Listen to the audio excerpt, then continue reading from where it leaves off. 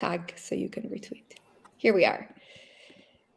We were chatting away and we realized that we were not live, but we are now. So, hey, Jason, it's always great to speak to you. Hey, Nicole, thanks. Doing great. Thanks for having me on. I always love speaking with you as well. So flattered that you're having me on. Amazing. I was just telling Jason just now before we were live that I've chatted to you so many times. You know, we've done like crypto art history. We've talked about rare pepes. We've done the residency class together, and we've been on different kind of panels. But I never really spoken about you, like Jason Artnome as an artist.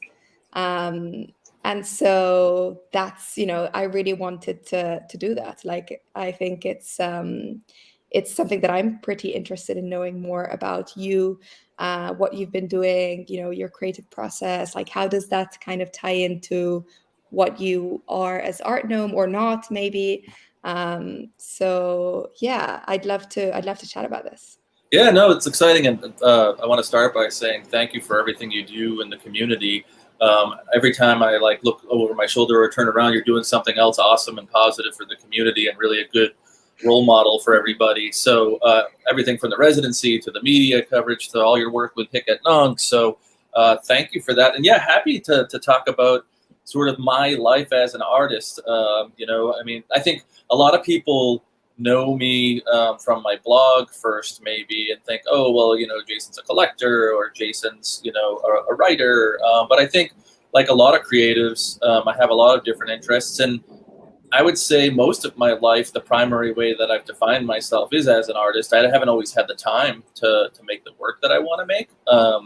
But it's always been my core identity and kind of how I see myself, if that makes sense.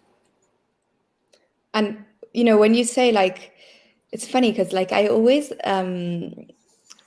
like I've had this question a few times, like when you speak to creatives, artists, there's like I define myself as an artist. Like, when do you, I don't know, when does that kind of like click essentially? Like, when do you flip and say, I'm an artist, this is how I can define myself?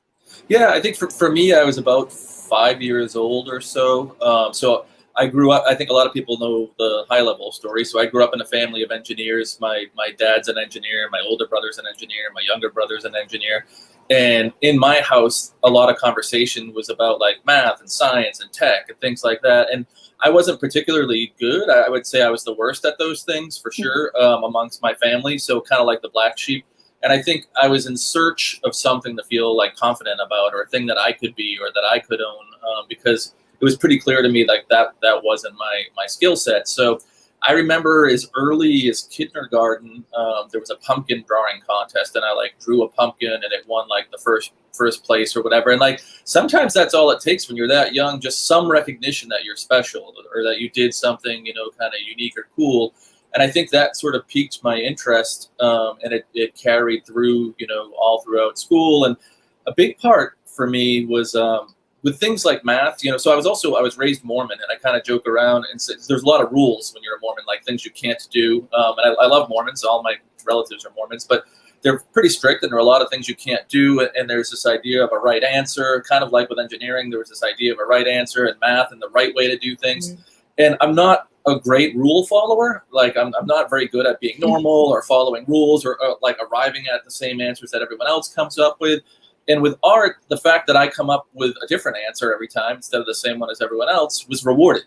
So it just felt like a really good fit for me personally. I could be myself and think the way that came natural to me. And instead of it being wrong, it was creative. So it was kind of convenient that way. And how did that, translate to like now, for example, even, when you started like exploring like art on the blockchain, like did it come from a perspective of you wanting to use this medium for your own art, or were you introduced by like other artists that like, how did that come about, and how have you developed that in your practice too? Yeah, so my background as an artist in the late 90s, I went to Framingham State University, and studied like painting and sculpture and printmaking. I thought that I wanted to be an art teacher, like a high school art teacher. So I was like, well, even if I'm not personally interested in all these different things, I should learn them all so that I can, I'll be able to teach them. And when I ended up doing my my student teaching, where they like, while you're still in college, you go and practice or whatever and work under a teacher. The first day I went in there, like some big bully kid from the high school thought I was like a new student or whatever, and he came over and was like giving me a hard time, and I was like, hey man, I'm a student teacher, thinking he would back off, and he's like, art teachers are the biggest bullshit artists in the planet, and I'm like, what am I? I hated high school because I was like the weirdo guy. I'm like, why am I intentionally going back to high school to teach like a place that I hated, right? Like I'm getting bullied as a student teacher, like again. So anyway, I studied a bunch of studio art in the late 90s, and I actually didn't like computer art. So my dad, you can imagine, as an engineer, was always trying to push me into digital art, and I took logo classes. Seymour Papert, I think, is the guy's name, who invented logo, where you had the turtle and it goes around in circles and like makes like spirographs. I mean, essentially generative art.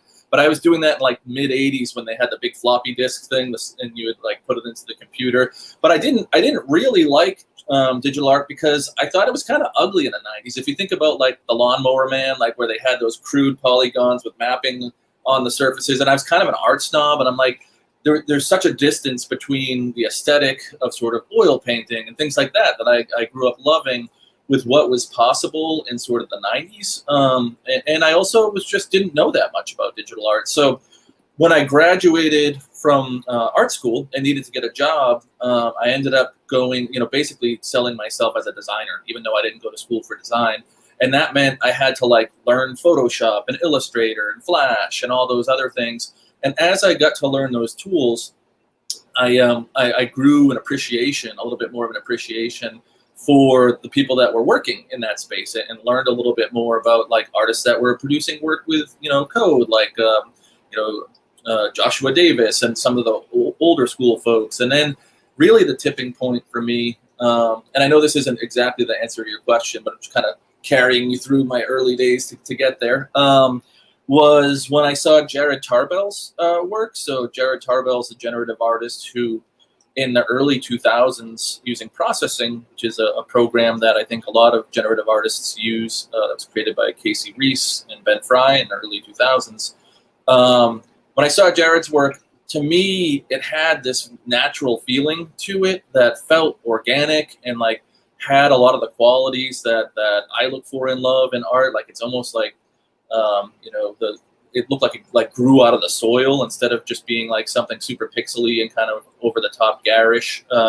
And that opened up like what I thought like were the possibilities in digital art for me. So anyway, I fell in love with digital art. Then I went to grad school and I got the background. My program was pretty unique. It was about like user interaction and design, but also like pretty heavy into like programming. And like back in the day, people used Flash and ActionScript, and that was like, the way that they did some of their generative stuff. And then so I kind of started early 2000s Flash ActionScript, and then converted over to processing probably like 2004, 2005. So yeah, we can go into any of that stuff deeper, but essentially that was I had this background, and then on top of that, did 20 years in tech, right? So I'm around nerdy tech stuff all the time. I really just want to be an artist. So I kind of combined the two and started writing about art and tech. I've always kind of made art, more when I have time and less when I don't have as much time. But, it was probably 2007 to 2010 that I was most active as like a generative artist, making work with processing and stuff. And then fast forward to the blockchain stuff. So late 2017, a friend of mine named Ahmed Hosni, who I had interviewed about AI and prediction, art prediction models that he had built using AI, said, we were having some pizza, and he was like, you should really look at blockchain. And I was like, I don't know. I think that's for like a different kind of nerd than me. Like, I'm not really into money and currency, and like, why would I want to look at blockchain? And he's like, well, I know you're worried about like provenance and like artists and how they can make money and all these other things. And he's like, it just seems like as a solution, it fit really nicely with a lot of things that you care about. So I did like 2 or 3 hours worth of research, bought a crypto kitty, I think a crypto punk, maybe a Dada work. This is late 2017. and it just clicked for me. I was like, oh man, like, yeah, I mean, you have to understand at the core of my life is like this failed artist thing where like all I ever wanted to be was an artist, and there were no opportunities for me to do that, right? And now I've done well enough in business that I had a little extra free time and some free money, and I was like, I want to use that time and money, you know, to help explore better ways for artists to be able to make a living and make art, right? Because that's the best part of my life. So when that all clicked in early 2017, I wrote an article after a few hours of research. As the story goes, the next day I woke up and had like hundreds of emails, because that was like the absolute peak of interest at that late 2017 to early 2018. And I had good SEO because I'd been writing about art and tech for a couple of years, right? So there was like, I woke up to invitations to like fly to England and talk at Christie's about like blockchain. So ended up going, like, I was like, oh crap, I don't actually know anything about this stuff. So I went to Rare AF and learned from a bunch of other folks. So I know that's a lot, but that's kind of like the high level arc. And we have on the background your Genesis piece on Super Rare, right? Yeah. Watson and the Shark is so, or I forget what I actually called it, but do you know the title of the piece? Watson and Jaws. Yeah, I have it up here. I'll share the screen. Yeah.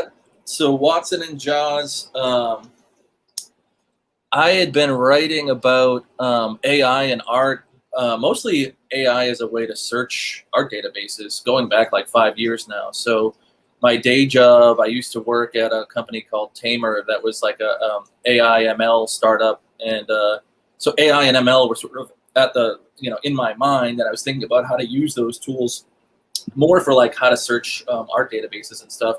But then I stumbled upon GANs. You know, I've been seeing AI ML work for a while, and it was mostly style transfer. So this is style transfer partially. So it's a collage where I took images from the movie Jaws, and then John Singleton Copley's painting Watson and the Shark, and kind of combined them together. So in my head, there's a copy of this painting by John Singleton Copley in the Museum of Fine Arts, and it's pretty big, and it's like super scary and menacing. And so I grew up going to the Museum of Fine Arts, and I remember being like 6, 7 years old and like just seeing this huge, like menacing painting.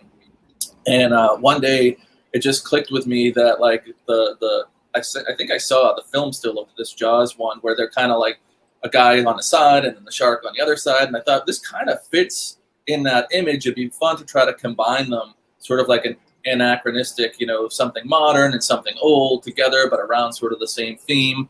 And so there's partially like collage, but then there's also like neural in painting. So like when there's missing spots, it'll look at the rest of the painting and fill in the missing parts. And then there's a style transfer from, I believe, from the John Singleton Copley painting to the Jaws part. And I'm not like a super fancy AI ML engineer kind of person. I think I used Runway ML probably for this, which is cool. It's a cool tool that like anybody could figure out and use. And I think the reason I was happy with it and the reason that it works is because the particular style transfer algorithm I used is actually kind of crappy, but that crappy style transfer aesthetic seems to work with this piece for some reason. It's like, you know, it makes the two things feel like, you know, they really are sort of one and the same. So yeah, it was fun. People like, it wasn't like today when like people are like super serious and nervous about like their Genesis piece with like everybody trying to figure out who's going to buy and all this money flying around. This was just back when it was like still a nerdy thing. And I was just like, yeah, I think I actually think I donated the money. I don't know if it says on the side, but I think I donated the money. Yeah, to like the World Wildlife. Yeah. So yeah, and Token Angels, who's an awesome collector and a good buddy of mine, picked it up. He's watching. So hello. Hey, there he is. Hey, Token Angel. So, you know, again, back in these days, it was people like me and Token Angels that were buying these things, and it was because we loved them. There was no obvious secondary market. Hey, Token Angels. And it felt, I have to say, it felt really good. Like one of the problems of being an artist is sometimes you don't feel like you have an audience, right? Like there's so many other artists out there and like so many other voices, and like you can feel I mean, being an artist, let's just be honest, it's kind of rough sometimes, right? Like, you know, you're putting yourself out there and you like, is anybody even going to care, right? So even though people think of me as a collector, I really appreciate other collectors like Token Angels and others that have picked up my work.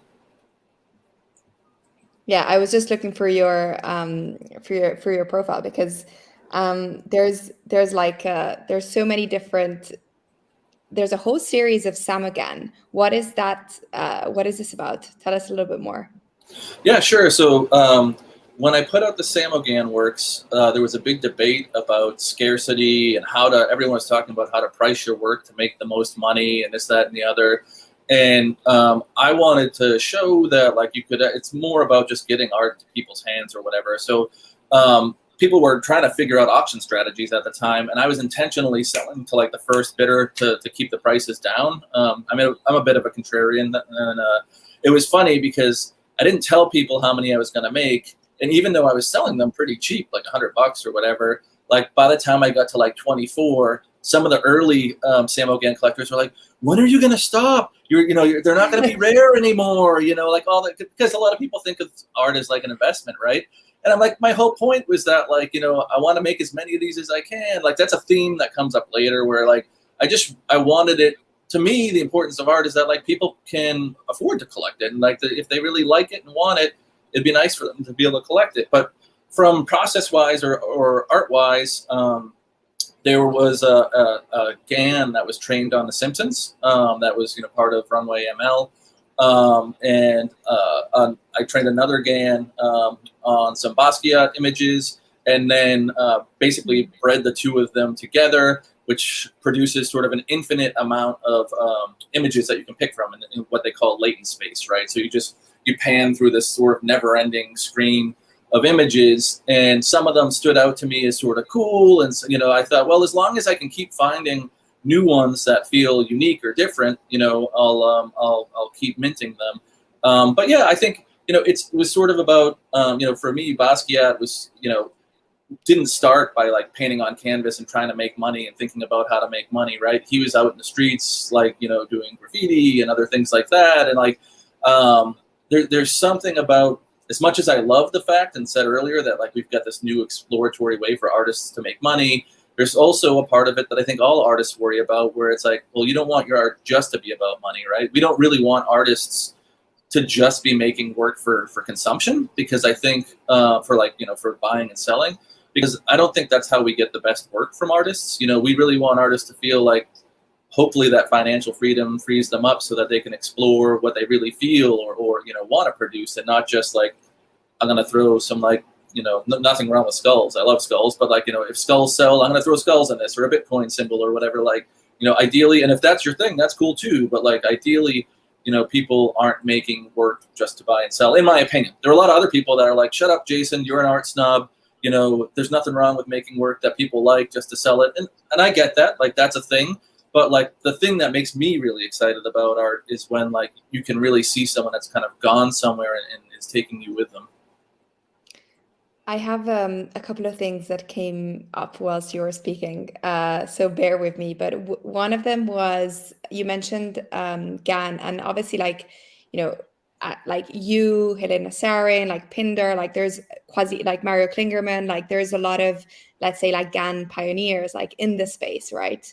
I'm wondering, what is your opinion on, as this technology kind of evolves and it's somewhat easier in a way to kind of for example, do a GAN portrait, right? That it was maybe in the past. What do you think about that? Is it something that it's okay because that's kind of the evolvement of the technology and the advancement, or you think that there is something that is around the beauty of actually discovering, GAN, or training, something for the first time? And yeah, you get where I'm going, but yeah, I wanted your opinion.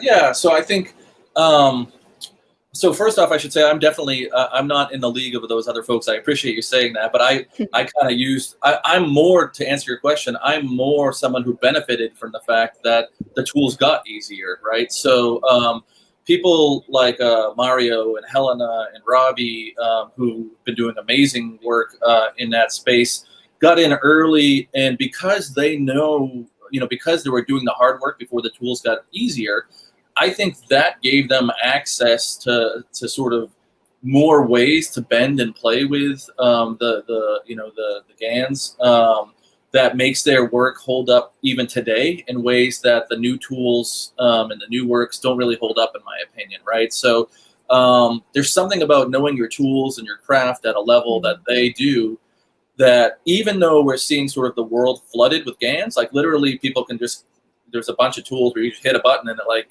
boop, you got a bajillion GAN images out, right? And but even though the world's loaded with GANs, their work still holds up, right? And I think it's because there's this sort of silly debate about, are GANs like a robot making art? Well, like, no, it's the human part that matters, right? And the reason their work holds up is because they're all artists, and they have, amazing vision as artists, and it's what they bring to the table as artists. So GANs are essentially a tool, right? And if you know that tool really well and you come to it with an interesting perspective as an artist, I think you make something pretty unique. It's sort of a problem in digital art in general, this idea that so many of our tools are backed by algorithms, that you can end up with sort of a flood of work that that all kind of looks similar to each other.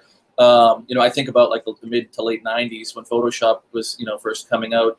Every advertisement had like the same 5 Photoshop filters on it, because you could literally just hit a button, right? And we're getting there with sort of the entire creation process, but I've not seen anything all that impressive where you can just hit a button without that human part, that human intervention. Usually the part that's exciting or fun or makes things sort of durable or last is that human element. I guess the last thing I would say on that is like, I'm pretty, I wrote my Art in America article on generative art, that I think one way to sort of break from that is by actually bringing in analog practice again. So I really love like Helena's use of physical materials and printmaking, and like, training GANs on her own drawings, and like the ceramic work she's doing. I think she's a great example of how you can avoid looking like literally every single other, GAN or any other algorithmic driven thing by combining analog and digital. Yeah, absolutely. It's interesting because like, it feels like, as the development of like digital art, like for example, like speaking to a lot of artists, some of them mentioned that they almost not abandoned, but like it kind of comes in like a second place, right? Like the physical practice becomes not less important, but for sure it takes more time. You have to get your tools out, whilst it's almost so simple to use what you have available through your iPad or for your laptop or for whatever tool that technological tool that you're using. And potentially like the same thing that we're seeing with GAN, we can also maybe, like we've seen it with generative art as well. Like we all know what's happening with the profile picture boom, and these are essentially generative. But again, like, I mean, I don't want to like sound like a snob for sure, but like there's a kind of like a difference between like generative artists, like for example Manloid, or Casey Reyes, like yourself as well, like people who've been using those tools for years, and maybe like kind of putting an input and getting an output, right? Yeah, I think so. I mean, I think there's room for both. So, I mean, I think it's great that there are these tools that have made it accessible to everybody, and that can be sort of your entry into the space, right? Like, not everybody's can write code, or, and that can seem like a pretty high barrier. So sometimes just having a tool where you can click a button and see the magic of what some of these algorithms can do, that spark, that initial spark, can be the thing that gets you interested to maybe take a processing tutorial or something like that, and eventually develop further skills. So I'm always walking the line between like, I don't want to be a snob, and I think it's great that everybody can play with these tools, and I think that's a way that a lot of people get an entry point into the space. But I worry that when people see these push button tools, they assume that that's all the people that I consider sort of masters in this field are doing, and then that's not the case, right? Like you mentioned Manolo. I mean, people like Manolo are just, I don't know. I mean, I know people get mad if you throw around the word like genius or whatever, but like I know enough about programming that when I see, and I'm not a great programmer, but I know enough that when I see what Manolo does, it's just sort of a mystery to me, and it's amazing as art, but it's also the more you understand about programming, I think that the more it holds up on that front too.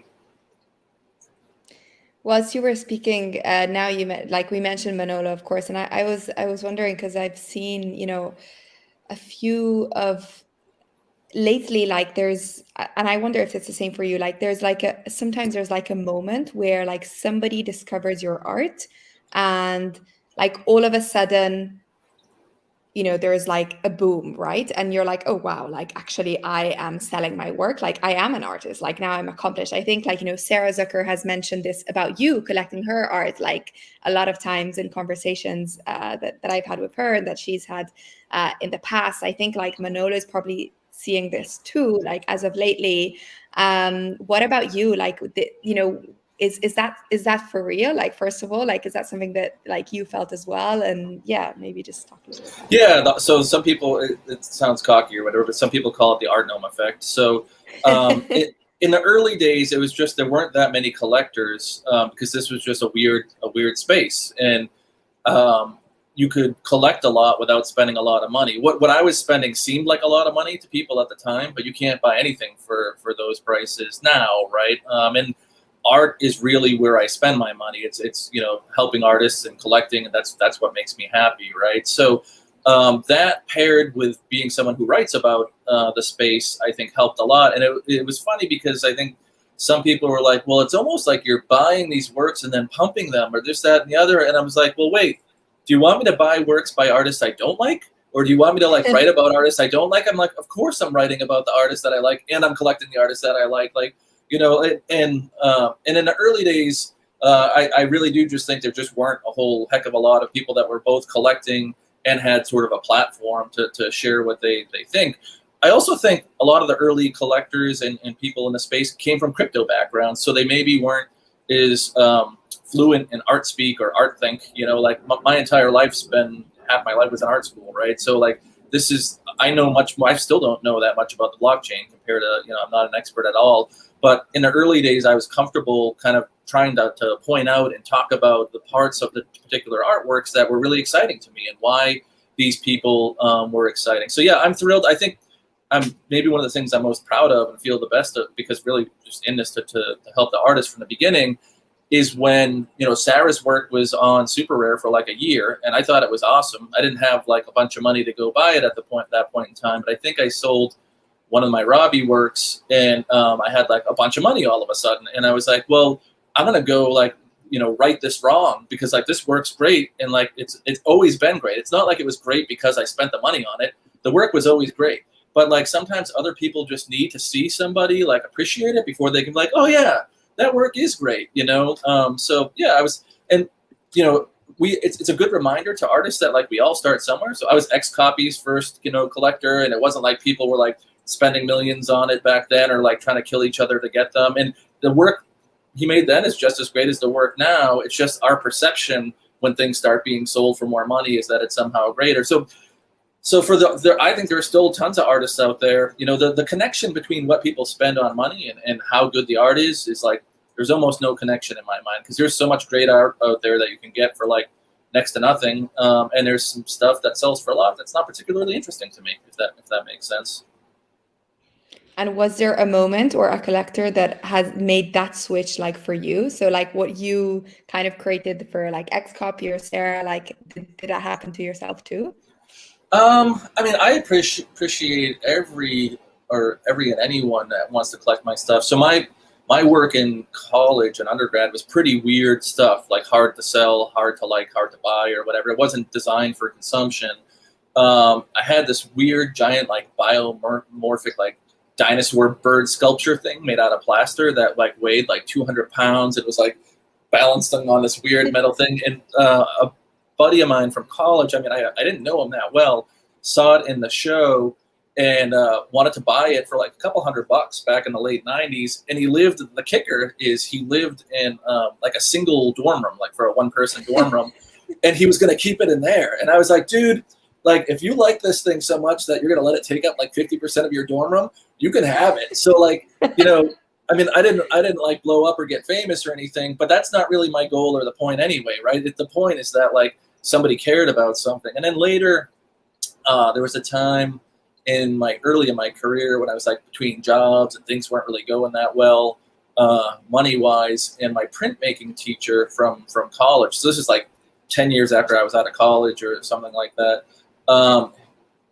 offered to do, he was doing like an alumni show, and I showed some prints that I had made in college, and I think it was his ex-wife, offered to buy them. And it was just super flattering. I mean, you know, again, my work, my traditional analog work, doesn't like scream by me. It's not particularly decorative, right? It's like more just me being weird and trying to explore the world around me. And talking about, you know, you in grad school, I have a piece up, which is also the one that was in the banner that I posted on Twitter on Hackathon. You made this in grad school, right? Yeah, probably like 2008 or 2009. I don't know what I wrote. Yeah, I think it says 2009. Yeah, 2008 actually. Yeah, sorry. Yeah. Yeah, so that was, I learned, so one of the cool things about generative art and processing is the culture. So everybody's always has been for decades super supportive of each other and sharing code and like tutorials and helping answer questions when you get stuck. So there's sort of like everybody learned from someone, and we've all got our story about, you know, not unlike crypto, you know, like we all kind of have our entry story. So for me in grad school, my professors at the time, I don't think, well, I guess one of them kind of knew processing, but I think he was more of a ActionScript guy. So they brought in Peter Kern, who's a pretty well-known VJ and like digital music guy even today. And he was going around like, you know, teaching people processing, this awesome language that Casey Reese and Ben Fry created out of MIT, and fell in love with it like the first day. I had a background, so another part of my life, I was an accident reconstruction animator, 3D animator for like 5 years, 2000 to like 2005. So I had been going to school nights and learning Maya 3D, and was sort of obsessed with wanting to make interactive 3D stuff, but the tools didn't really exist back in 2005, 2006, you know? So I was importing, not to get super nerdy, but I was creating abstract animations of abstract shapes and then importing them into processing as OBJ sequences. So that's just a file format, but it's essentially, you can think of it as an animated 3D form, like in processing. And then with processing, if you don't clear the screen after you draw something to the screen, it kind of leaves trails or whatever. So it's like a pretty common effect, actually. But the uncommon thing was bringing in sort of 3D and using it. I was sort of obsessed with trying to build my own art making tools, and so this shape that would kind of morph and change in 3D and, you know, randomize its color within a certain boundary would follow the mouse cursor, you know, and I was trying to use it to create different compositions and things like that. So that was like a year or two where I was sort of obsessed with the idea of sort of creating tools that could like facilitate creativity and stuff like that. But I kind of like it still. I mean, that's the reason I posted it, because I think it still holds up. Yeah.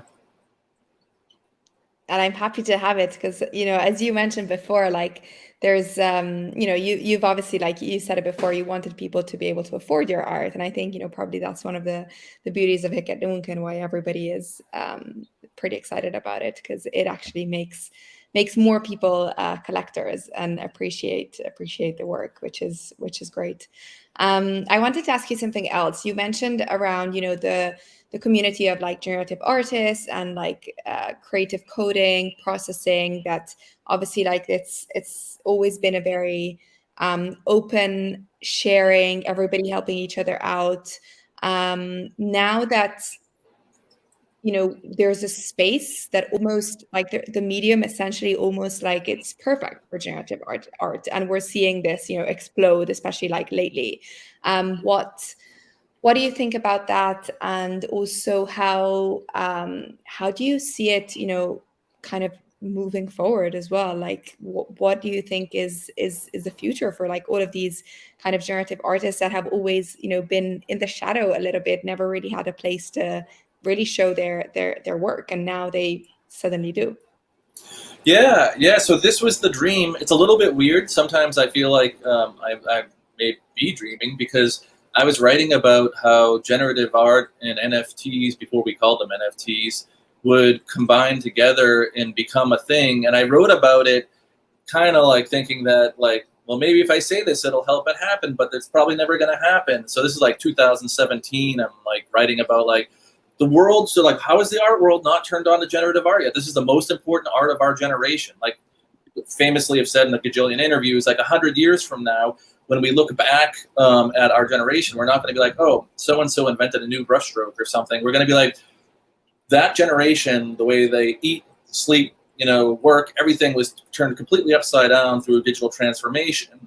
Which artists were using, you know, computers and software and the tools that changed that generation to the best effect at a core level, right? And I think going back to the 1960s, you know, with Knoll and Naka, and so Freder Naka and Michael Knoll and Vera Molnar, a huge favorite of mine, and like, you know, all those people in the 60s, 70s, and 80s were like completely overlooked. So I would go to these conferences at like Christie's, or, you know, go teach at Sotheby's, and I'm like, you know, what do you guys think about, you know, generative art or digital art? People are like, nah, you know, it's computers and this, that. Like, it kind of has a history of being neglected by the traditional art world. But I think what's happening, NFT collectors for the most part aren't traditional art collectors, right? And so, and they're sort of, I don't always like the term, but they're like digitally native, right? So like, people understand this stuff. It's not so scary to them anymore.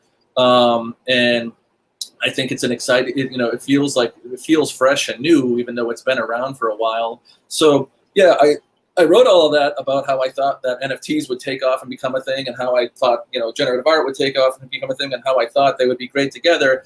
But not in my wildest dreams did I think it would actually happen. And it's exciting to see, like, these guys are stars now. Like, these people that were like, you know, nerds like me that were like always down to like, you know, share their code and like, you know, help you figure things out. And like, you know, we had sort of this small group on both sides, like a small group of nerdy NFT collectors who were like, yeah, nobody's ever gonna, everyone's like, why don't I just right click and save that? Like, literally heard that every day for like years, right? And then on the generative art side, people are like, it looks like a spirograph. Like, you know, why would anyone want to collect that? So like, didn't see it coming. Well, I guess I did because I wrote about it, but I didn't imagine it would happen this quick. There's something interesting around, you know, like being like open, like for example, processing, you know, it's open source, like everybody can build on it. You know, you can do whatever you want with it. You can take it and, you know, it builds a community. Like, this is kind of like almost very the same as blockchain, you know, technology. Like, people just take it and build it. So it feels like it's two worlds that have a lot in common. What do you think about, you know, open source as a concept in general within the NFT space? Yeah, so I mean, I bet on community every single time, right? So when I look at which platforms are going to succeed, or, you know, if I invest in a company, or, you know, like, I think community, you know, sort of beats out or trumps the tech almost every single time. And I think that's why processing is so successful. There are other digital tools out there, but it becomes community and almost like religion, you know, where like everybody's tightly bonded together by trying to take care of each other and build these tools and share the knowledge. And I don't think you can get there if you don't have at least some open source, you know, component or element of it. And so, and I would agree. I think we're seeing that. I mean, you know, we could have a whole another show on how open or closed different platforms are. You know, people are like, well, you know, Rarible or Super Rare, you know, with their new tokens, or OpenSea, you know, how open are they and how much curation is there or isn't there? But I think end of the day, it's a tight community of people that are open-minded and want to share knowledge and information. And the tools do exist to sort of build off of, whether it's, you know, the Tezos blockchain or the Ethereum blockchain. You know, that's sort of at the core, this idea that people will build tools out on these. You mentioned also the other day around generative artists, and if you're not collecting on if you're into generative art and you're not collecting on Hic et Nunc, you're doing something wrong. So yeah, I agree So 100%. yeah, I mean, I'm not just like a fanboy. I mean, I spent the last 20 years studying generative art. So like, and most people haven't, and that's fine. Like lots of people, there are people that know everything about soccer, football. I don't know anything about those, right? So like, we all have our things. So I just try to share the knowledge a little bit because I know the history and I know the artists that are on Hic et Nunc, and I know how important they are to generative art, history. And some of them are also on other platforms, ETH-based platforms, but not all of them, and they're a heck of a lot more expensive on the other platforms. So people collect for different reasons. I mean, some people are purely collecting to buy and sell, and I don't hate that as much as people might think I do. I think like there's lots of different reasons to get into art, right? But I think if you're in it for collecting the art and like you care about the art, the platform doesn't. I'm not a blockchain expert. People are always like, yeah, but Tezos blockchain, blah blah blah. And like, I can't really argue one way or the other on that side. But I can tell you, the artists that are putting work on Hic et Nunc are like the most important artists of like the last 20 years in the generative art space. And I don't think people know that because it's also new. Like this feels like a new thing to most people. They're like, oh, I love generative art. Like, it was invented by so-and-so last month. And I'm like, no, like, there's more. And it's not that I like want to be a snob. It's just, I want them to have that same fun, excitement, and enthusiasm that I got when I got to make my way through the history of generative art and learn about it. Right. Like that's the fun part, right? Like buying's cool and looking at the art's great, but like a lot of the fun is around like getting the research and sharing the knowledge and stuff. So hopefully this sort of opens that door and like more and more people just get super jazzed about, learning the history. And the other thing that I kind of get excited about, artists like Vera Molnar, who's in her 90s, you think about art history, and a lot of times artists don't get celebrated fully until after they're dead. But we've got sort of this core group of artists that are in their, 60s, 70s, 80s, 90s even, who, because this is blowing up, are getting to see it in their lifetime, right? That like they're getting the recognition that they deserve. So that makes me super happy. Yeah, absolutely. And I also think that that tweet and, in general, like you saying, guys, look at Hic et Nunc will probably be one of those that will age pretty well, considering the past, options that we've seen with Sarah, Manoloid, like, to be fair, it is the Artnome effect. So I'm looking forward to seeing that moment when we're like, Artnome had actually tweeted about this like a couple of years ago, or maybe less. Who knows? Yeah, I joke. Space moves.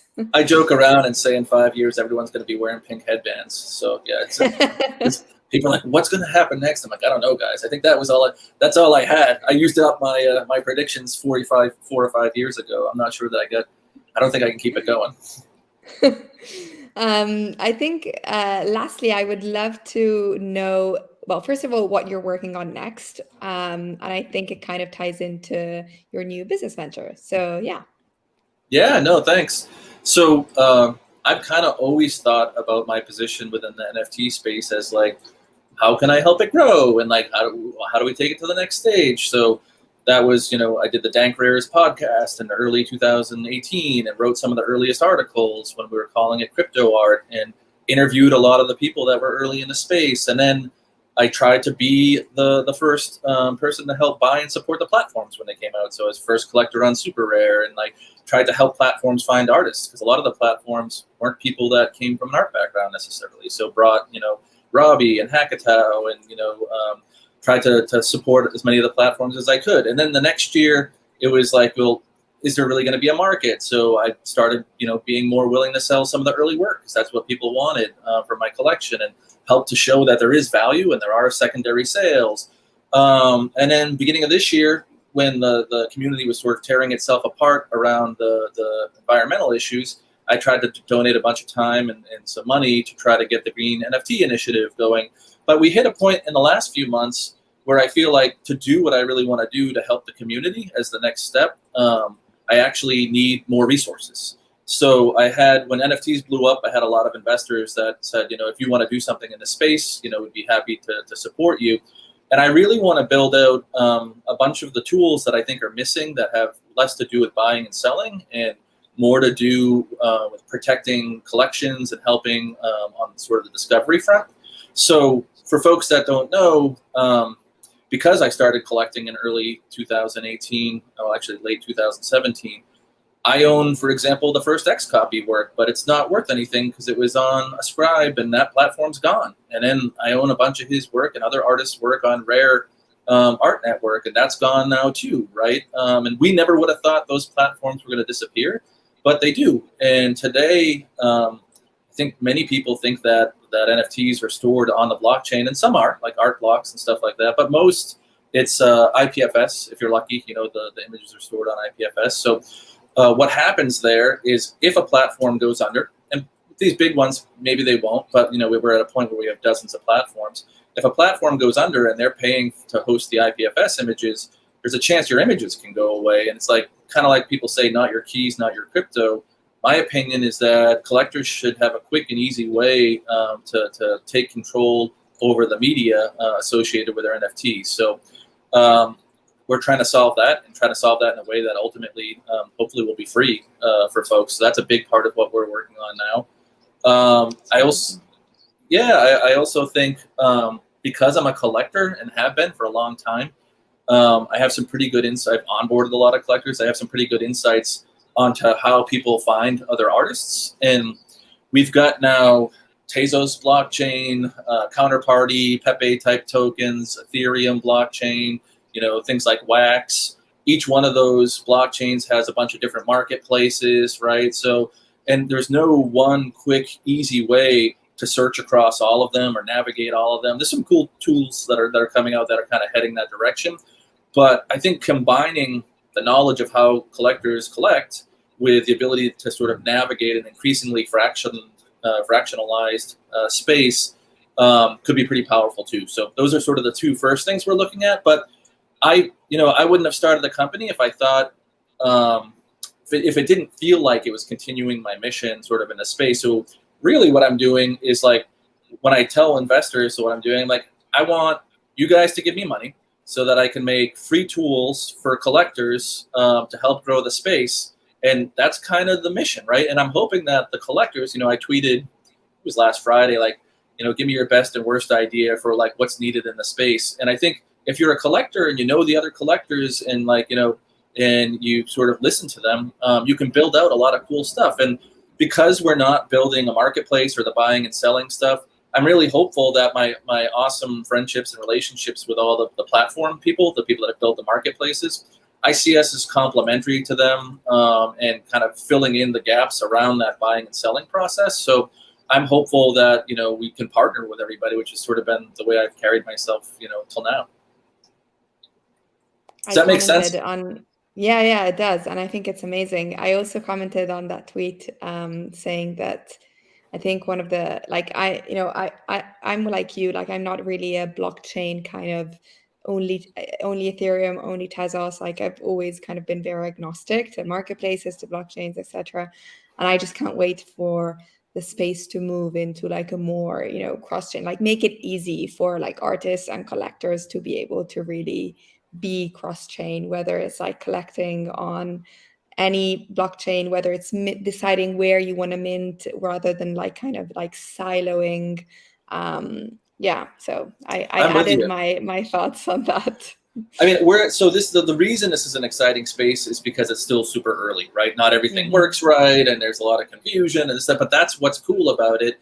And if you become sort of a maximalist or you're trying to shut down multiple different solutions, you kill what's important and exciting about the early time period in any sort of innovation, right? Like, I want to, even if platforms come out that I think are stupid or don't align with what I would want to use, I'm still excited and rooting for all of them because we need a proliferation of different attempts at things, right? I just want to see people trying lots and lots and lots of different things at this stage. And I worry that if one platform, let's say one marketplace, seems to be doing well, that everyone's just going to, like, we see this kind of consolidation in tech all the time, right? Like, everybody, now just uses YouTube and like all the viewers start to look like that, or even I remember the early days of Flash ActionScript. Every website was like bizarre and hard to use, and I loved that, right? Because like you'd show up and it'd like have a loading thing, and you'd have to play a game of Pac-Man before you could even get in and figure out what it was like written on the website. It's that weird clunky stage when people were like coming up with all kinds of wild and crazy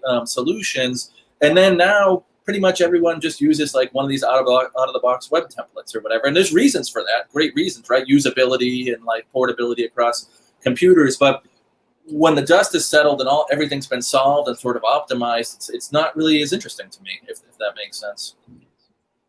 We have a few questions from Raf, who's saying, first, NFT wallet that pins your IPFS pieces. He might be asking that's either that's what we're building or what we're looking at. Yeah. Yeah, I think so. We definitely are looking at pinning, and without giving the whole thing away, and we'll be able to talk about it more in a couple of weeks.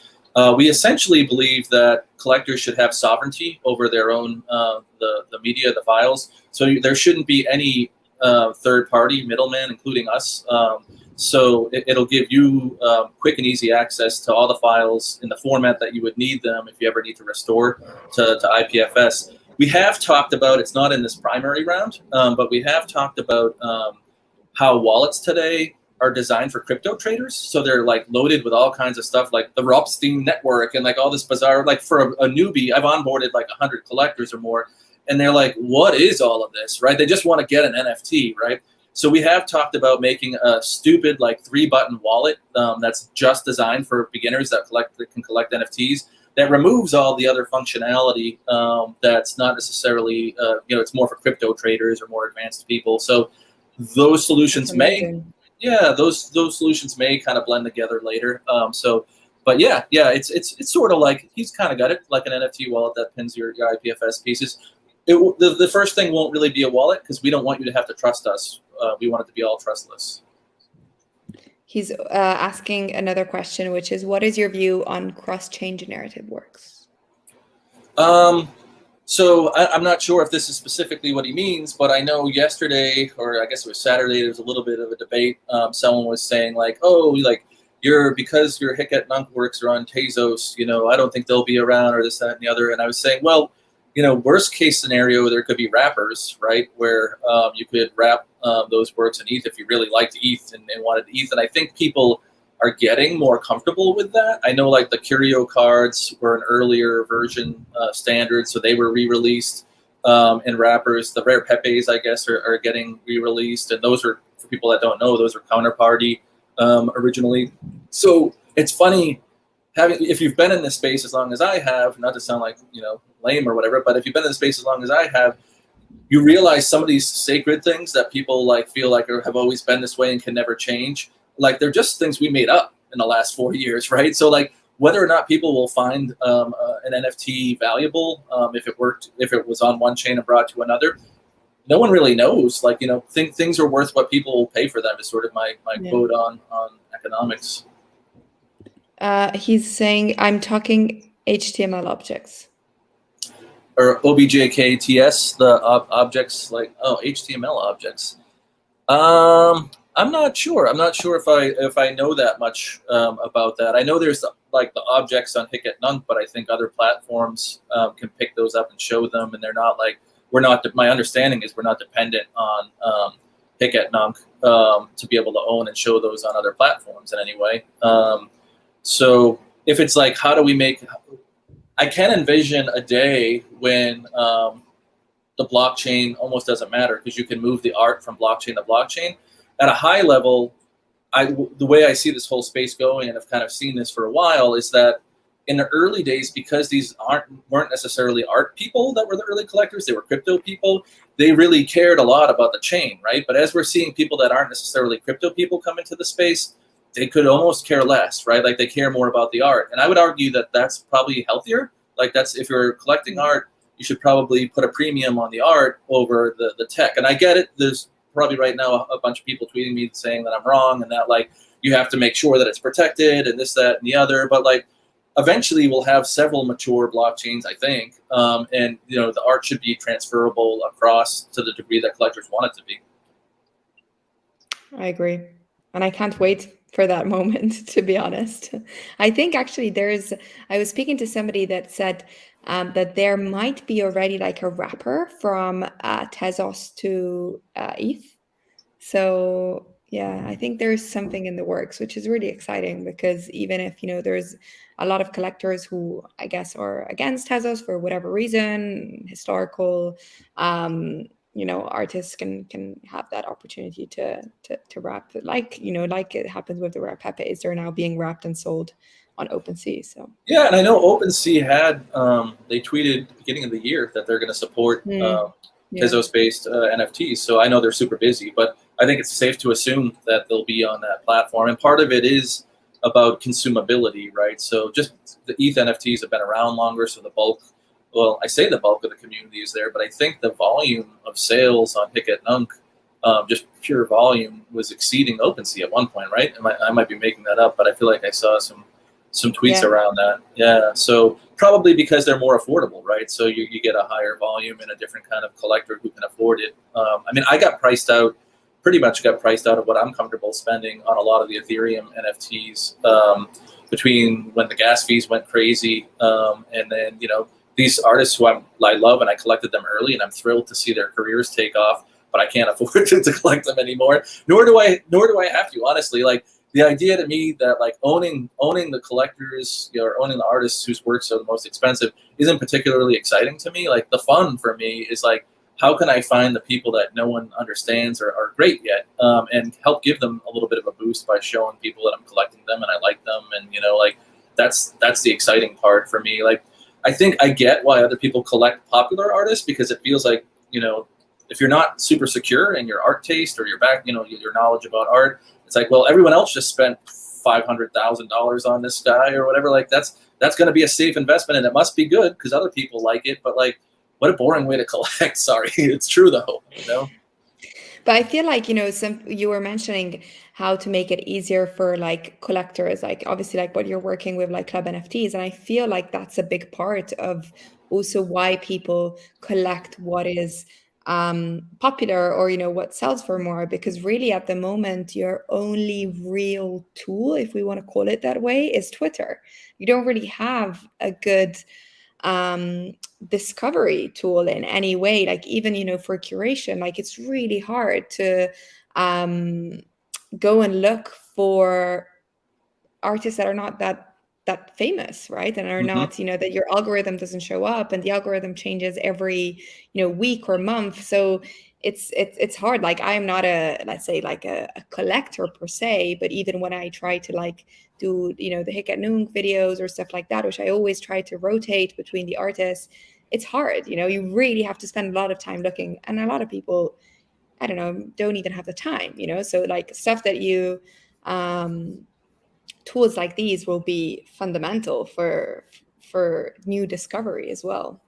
Yeah, it's funny. So for me, I used to use the record store analogy. By the way, I say I'm building tools that I want to use, but I also know that I'm a little bit of a weirdo, right? In that the things I get excited about aren't the things that all the other collectors necessarily get excited about. But in the early days, when people would say like, how do I know where to start on, like, even on super rare in the early days? And I would say, or when Rarible came out and had so much stuff on there, and I'd say, well, I think of it as like a record store. If I went in and it was literally just the one record that I was going to leave with and no other records, and I just paid them the $5, $10 or whatever for that record, how much fun would that be? Like, not very much fun, right? Like, I want to go in and dig through like dusty bins and look at stuff that I would never buy, discover all kinds of weird stuff, right? So I think there's part of that thrill of collecting, but at the same time, as we see more and more platforms and more artists, the noise to quality ratio, and I don't want to say quality because it's not, I don't believe there's good and bad art. There's just art that some people find interesting and that other people don't.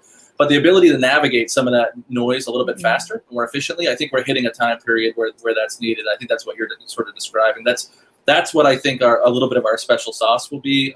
There are some tools out there. I'm not going to throw shade on anybody ever, but I feel like when I get on those tools, very often the stuff that they show me that they think I'm going to like, or the access points they give me, I'm like, I don't know. I'm a pretty obvious collector in my tastes and likes, and like, not sure why they're showing me this, So I just think there's opportunity to build cooler stuff on that side.